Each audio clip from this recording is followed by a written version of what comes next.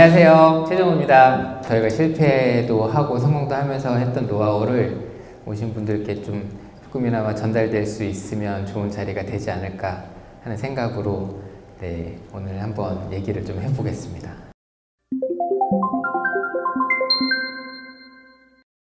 키튼 플래닛은 디지털 덴탈 케어를 하는 회사라고 이제 말씀을 드립니다.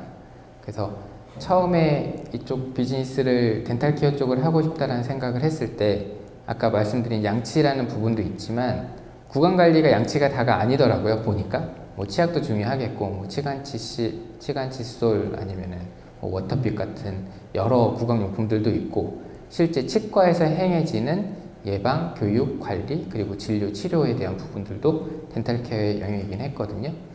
실제 치과에서 행해지는 진료의 형태를 봤을 때 디지털 트랜스포메이션이 다른 부분보다 많이 늦고 있구나. 그렇다면 가능성이 떨어질진 모르겠지만 그때가 완전 안 묻은 모바일을 하던 사람이 만약에 거기에 가서 참여를 하게 된다면 뭐 좀 버즈를 일으킬 수 있지 않을까? 성공을 할 수도 있을 가능성이 있지 않을까라는 생각으로 덴탈 케어 쪽으로 회사를 잡았었죠. 자녀가 있으신 분들은 뭐 매일은 아니지만 가끔씩 저녁에 이제 노는 애 양치시키려고 하면은 엄청 떼쓰는 그런 경험이 누구나 있더라고요. 왜 얘는 이렇게 양치를 싫어하지? 이런 고민했을 때 만약에 이게 칫솔의 문제라고 하면 오럴비나 필립스가 풀었을 거라고 생각을 했고요. 근데 이게 칫솔이 문제면 뭐 얘가 좋아하는 여러 예쁜 캐릭터가 들어간 칫솔을 주면 문제가 해결됐겠죠.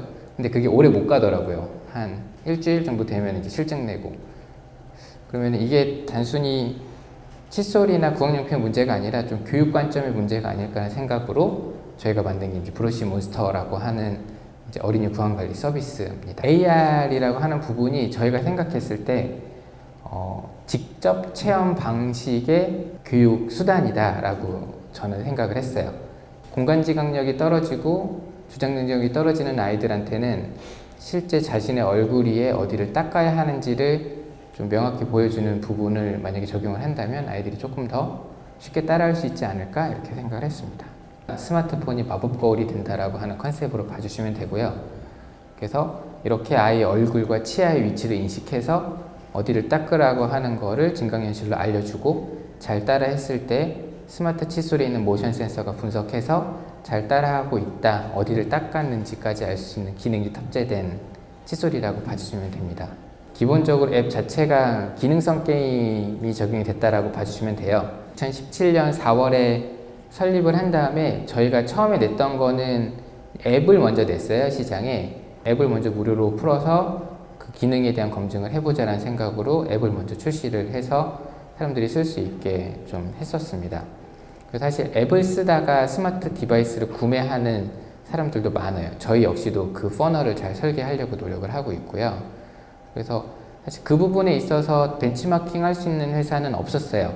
대부분 스마트 디바이스를 판매하는 회사는 1차적인 유통 비즈니스를 하고 있기 때문에 이걸 많이 팔면 앱 다운로드가 이제 증가하는, 제품의 판매량보다 앱 다운로드가 항상 작겠죠. 근데 저희는 좀 반대로 앱을 쓰게 하고 이거를 스마트 칫솔을 구매하던지 아니면 저희가 플랫폼으로 생각하고 있는 치과나 보험 연계에 대한 서비스를 스마트 디바이스를 굳이 거치지 않고 가는 것도 생각을 하고 있습니다. 현재도 도전하고 문제를 풀려고 하는 부분이 보험과의 연계성인데 어린이 치아보험을 설계하고 있던 이제 한 보험사랑 같이 협업을 하게 되면서 양치를 잘하면 보험료를 할인해 준다, 양치를 잘하면 뭐 리워드를 준다라는 컨셉으로 보험 상품을, 치아보험 상품을 작년 12월에 출시를 했고 생각보다 그게 반응이 좋아서 판매나 아니면 회사에서 또 많은 성과가 좀 있었습니다. 그리고 2019년에는 이제 하던 비즈니스를 계속 확장하고 있습니다.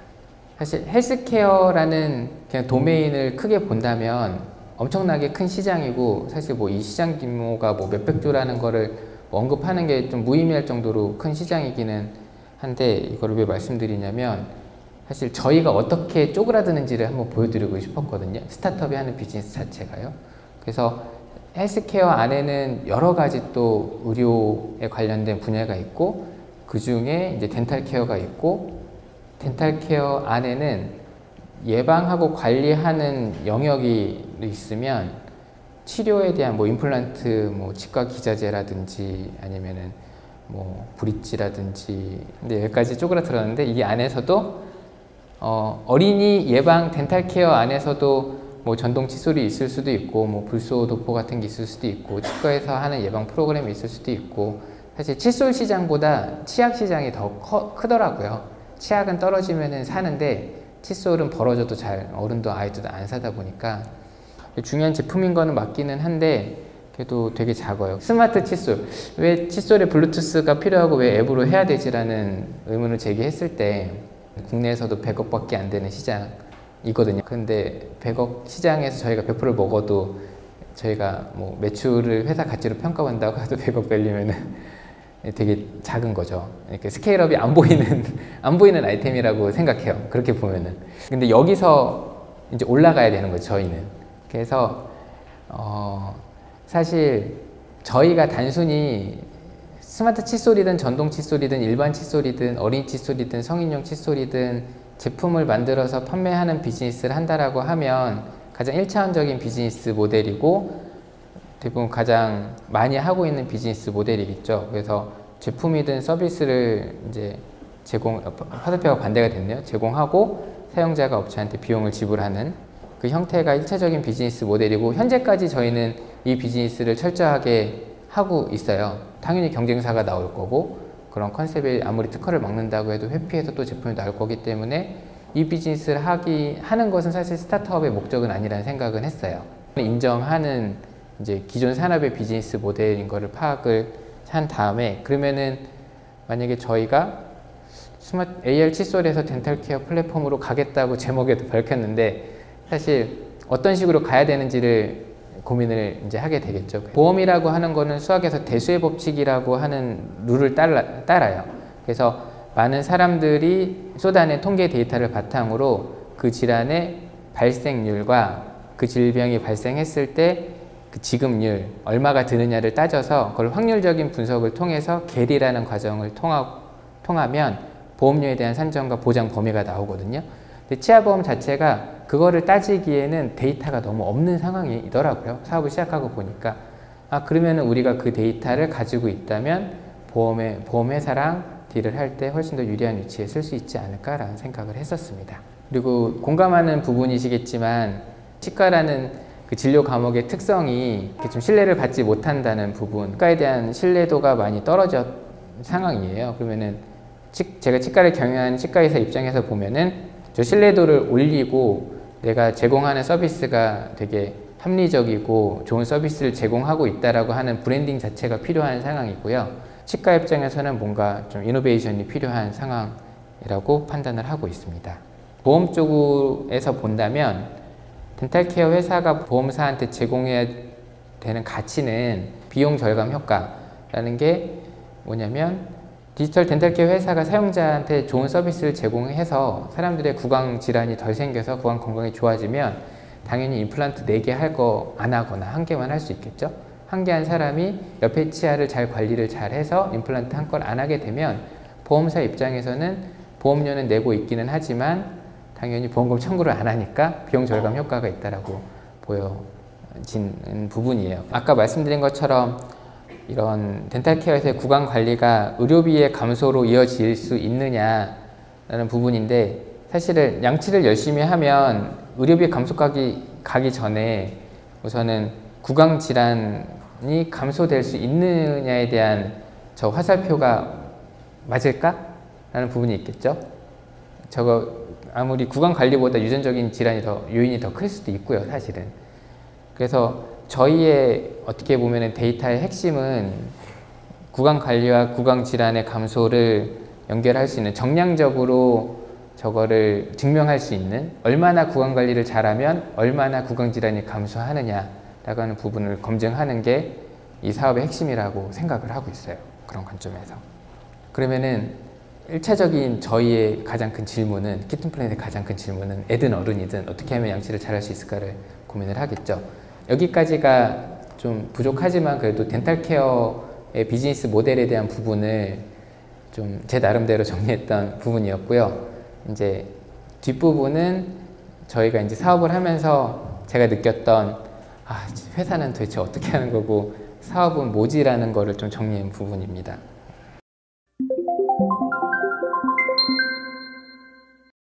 목적 자체가 뭐 사실 사업이라는 게 좋은 제품을 만들어서 잘 파는 게 맞기는 한데, 기존에 성공했던 스타트업을 보면은 그런 영업이익이나 매출에 대한 증가보다는 조금 더 근본적인 가치를 건드리는 활동들을 더 많이 했다는 생각이 들고, 그 관점에서 돈 벌려고 사업을 한다기보다는 사업을 하려면 돈이 필요하니까 돈을 번다라고 생각을 하고 있어요.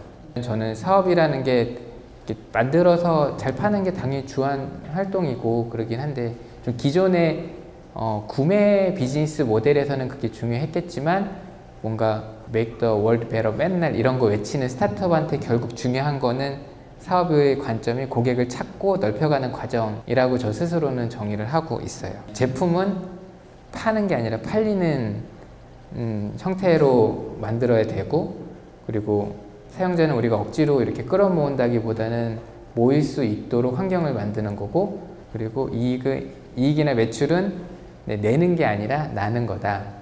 그래서 억지로 매출을 내려고 하는 것보다는 그걸 결과로 겸허히 받아들이고, 그 좋은 결과를 가져갈 수 있도록 앞에 어떤 부분을 우리가 설계해야 되는지에 대해서 고민을 더 많이 해야 된다 생각이 들었어요. 왜냐면은 저희 같은 회사가 매출을 목표로 잡다 보니까, 예를 들면 매출을 많이 내려면 많이 팔아야 되겠죠? 많이 팔려면 가장 1차적인 생각은 가격이 싸야 되겠죠? 그래서 가격을 꺾어봤어요. 똑같이 팔려요. 완전 새로운 제품은 가성비로 사는 제품이 아니었던 거죠. 왜냐면 비교할 수 있는 게 없다 보니까 이게 가성비가 아니라 가심비로 파는 거구나. 그러면은 고객의 가치를 공감하고 그거에 대해서 증명할 수 있는 부분이 중요하다는 생각이 들어서, 10,000원을 가격을 꺾을 바에 10,000원을 유지하고 그 10,000원을 사용자한테 더 돌려줄 수 있는, 다른 방식으로 돌려줄 수 있는 활동들을 더 해야 되겠구나. 그리고 실제로도 그런 활동들이 결과적으로 봤을 때도 좋은 결과를 냈었어요. 그리고 최근에 이제 20명이 가까이 되고 막 넘고 이러다 보니까 저뿐만 아니라 멤버들이랑 같이 고민을 하고, 우리가 조금 더 유기적으로 커뮤니케이션 하려면은 어떤 조직 구조를 가지고 일을 해야 되느냐, 우리의 업무 방식에 대한 거를 바닥부터 새로 짜고 있는 상황이에요. 저희 역시도 이 해야 하는 일이, 그리고 공동의 목표 자체가 단순히 개발팀 한 곳에서 끝나는 게 아니라 어떻게 하면 협업을 더 잘할 수 있을까, 그리고 더 유연하게 할 수 있을까, 개인에 대한, 멤버에 대한 평가를 할 때도 이 사람이 얼마나 협업에 대해서 열려있고 그런 협업에서의 성과를 많이 냈는지를 좀 많이 보면서 회사를 하고 있습니다.